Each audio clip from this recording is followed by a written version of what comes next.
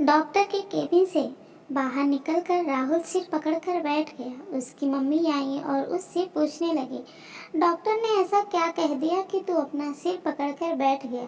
राहुल बोला, mummy Alka doctor बन गई है। कौन अलका? मम्मी ने हैरान होकर पूछा। वही अलका जिससे दहेज में 5 लाख रुपए न मिलने की वजह से हम फेरों के समय बारात वापस ले आए थे। पर बेटा, शादी के लिए तो उसने ही मना किया था। मम्मी बोली, और क्या करती वह? ताऊजी और पापा ने उस समय उसके पापा को इतना जलील किया था कि उसने शादी करने से मना कर दिया। राहुल बोला, पर बेटा तू इतना परेशान क्यों हो गया? मम्मी, मैंने तो बस यही कहा था। डॉक्टर हमें तो अलका की हाय खा गई। शादी को 12-13 साल हो गए पर औलाद का मुंह देखने को तरस गए। हर बार किसी वजह से पेट गिर जाता है। इस बार खुशी थी कि अब हम औलाद का मुंह देख लेंगे, पर यह समस्या आ गई। हमारी डॉक्टर ने अलका का नाम लिया और कहा कि अब वह ही कुछ कर सकती हैं। मम्मी, अलका रिपोर्ट देखते देखते बोली, जिस लड़की की बारात फेरों के समय वापस लौट जाए वह कभी दुआ तो नहीं देगी। फिर उसने सिर उठाकर मेरी तरफ देखा। उसकी शक्ल देखकर मेरी बोलती बंद हो गई। आगे और कोई बात ना होती कि तभी नर्स ने आकर तैयारी शुरू कर दी। अलका उठकर चलने लगी। फिर मेरी पीठ को सहलाते हुए बोली, डरो मत, मैं डॉक्टर पहले हूँ, अलका बाद में। पर राहुल की मम्मी कुछ और ही सोच रही थी, इसलिए उन्होंने बेटे की बात पर कोई गौर नहीं किया। थोड़ी देर बाद मम्मी ने पूछा, क्या अलका शादीशुदा है? राहुल बोला, नहीं मम्मी। लेकिन आप यह क्या पूछ रही हैं? बेटा सोच में, उसने अभी तक शादी क्यों नहीं की? उससे कह दे कि बच्चे को बचाने की कोशिश करे। बहू ना बचे तो कोई बात नहीं। राहुल चीखा, आप कितनी बेरहम हैं। मैं वही गलती दोबारा नहीं करूँगा। एक बार ताऊ जी और पापा के खिलाफ नहीं बोलकर मुझे अलका जैसी लड़की से हाथ धोना पड़ा था। मुझे अपनी बीवी और बच्चा दोनों चाहिए। उधर डॉक्टर अलका के सामने लेटी कविता जिंदगी और मौत के बीच झूल रही थी। वह उस शख्स की बीवी थी जो अलका के साथ होने वाले फेरों पर अपनी बारात वापस ले गया था। डॉक्टर अलका के सामने उस दिन का एक सीन घूम गया जिसने उसकी जिंदगी बदल दी थी। राहुल और अलका मंडप के नीचे बैठे हुए थे कि तभी राहुल के पापा की आवाज़ गूंजी थी, रुक जाओ। फिर वे अलका के पापा से बोले थे, 5 लाख रुपए का इंतजाम और करो। अब फेरे तभी होंगे जब आप 5 लाख रुपए का इंतजाम कर लोगे। अलका और उसके परिवार वाले सभी चौंक कर रह गए थे। अलका के पापा और चाचा दोनों राहुल के पापा के सामने गिड़गिड़ा रहे थे, पर उनका एक ही राग था कि 5 लाख रुपए का इंतजाम करो और नहीं तो बारात वापस ले जाएंगे। इसी बीच राहुल के ताऊजी बोले, अरे संध्या जी, आपके लिए गर्व की बात होनी चाहिए कि आपके 12वीं पास लड़की को सरकारी नौकरी वाला लड़का मिल रहा है। ऊपर से यह सांवली भी है। आप 5 लाख रुपए का इंतजाम कर ले, फिर सारी कमियां छिप जाएंगी। फिर पापा राहुल से बोले थे, उठ बेटा, हम वापस चलते हैं। बहुत देर से चुपचाप सुन रही अलका उठी और दहाड़ी, अरे यह क्या उठेगा, मैं ही उठ जाती हूँ। मैं अब यह शादी नहीं करूँगी। आप शौक से बारात ले जाएं, लेकिन मेरे पापा का जो अब तक खर्च हुआ है सब देकर जाएं। फिर अलका अपने चाचा से बोली थी, चाचा जी आप पुलिस को बुलाइए। अब तक जो शेर की तरह दहाड़ रहे थे वे भीगी बिल्ली बन गए थे। वह अलका पर शादी के लिए दबाव डालने लगे थे, पर अलका ने शादी करने से साफ मना कर दिया और बारात लौट गई थी। कमरे में आकर अलका रोने लगी थी। उसकी बुआ पास आ गई थी।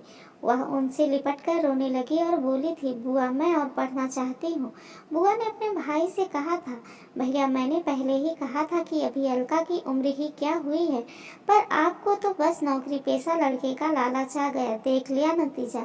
भैया मेरे कोई बच्चा नहीं, इसलिए अलका की जिम्मेदारी मुझे सौंप दो। इसे मैं अपने साथ ले जाऊंगी, मैं इसे आगे पढ़ाऊंगी। इसके बाद बुआ अलका को अपने साथ ले गई थी। उस समय वह 12वीं की जमात विज्ञान से कर रही थी। तभी पीएमटी का इश्तिहार आया था। अलका ने पीएमटी का इम्तिहान देने की इच्छा जाहिर की तो उसकी बुआ ने उसकी इच्छा पूरी की। अलका ने बहुत मेहनत की। अब उसका एक ही मकसद था कि कुछ करके दिखाना है। उसकी मेहनत रंग लाई और उसका पीएमटी में चयन हो गया। अलका को पता था कि बुआ जी माली रूप से कमजोर, लेकिन बुआ ने किसी तरह उसे डॉक्टरी पढ़ने के लिए बाहर भेज दिया था।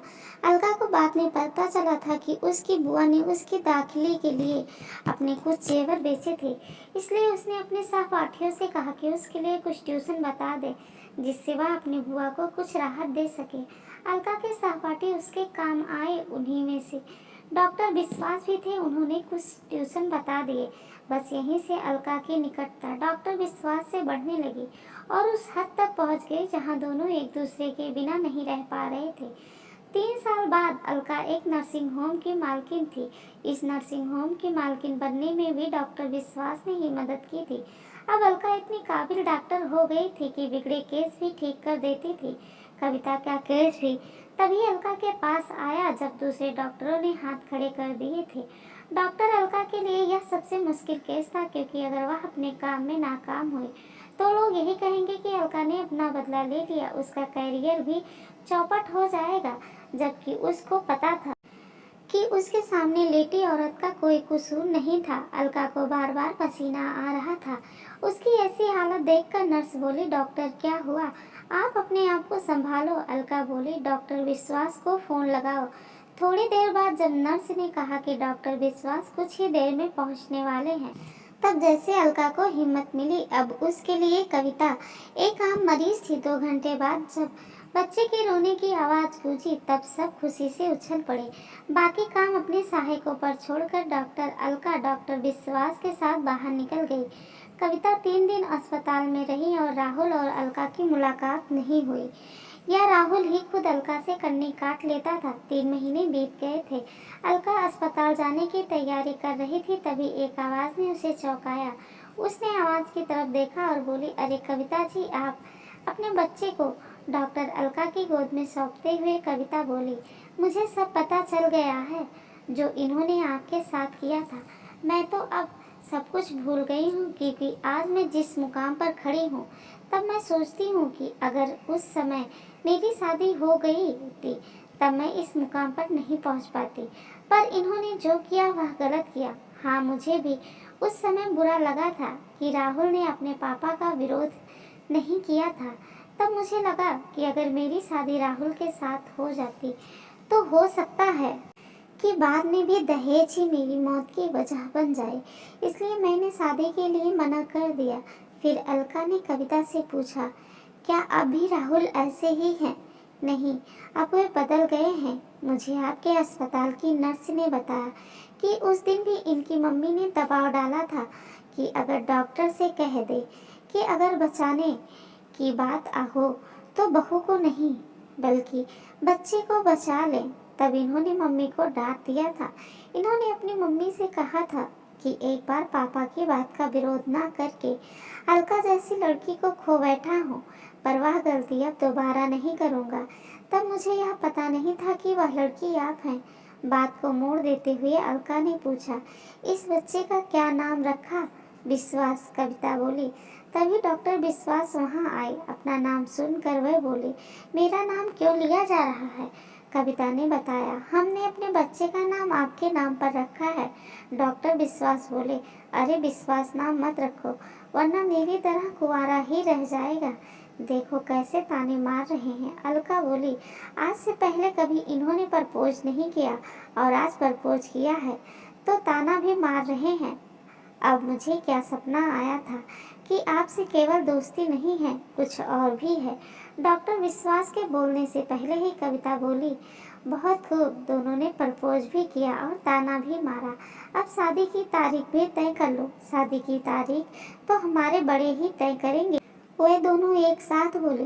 कुछ दिन बाद अलका और विश्वास की शादी की तारीख तय हो गई। राहुल और कविता उनके खास मेहमान थे। कहानी अच्छी लगी हो तो प्लीज़ लाइक शेयर सब्सक्राइब करना ना भूलें। आप सबका बहुत बहुत धन्यवाद।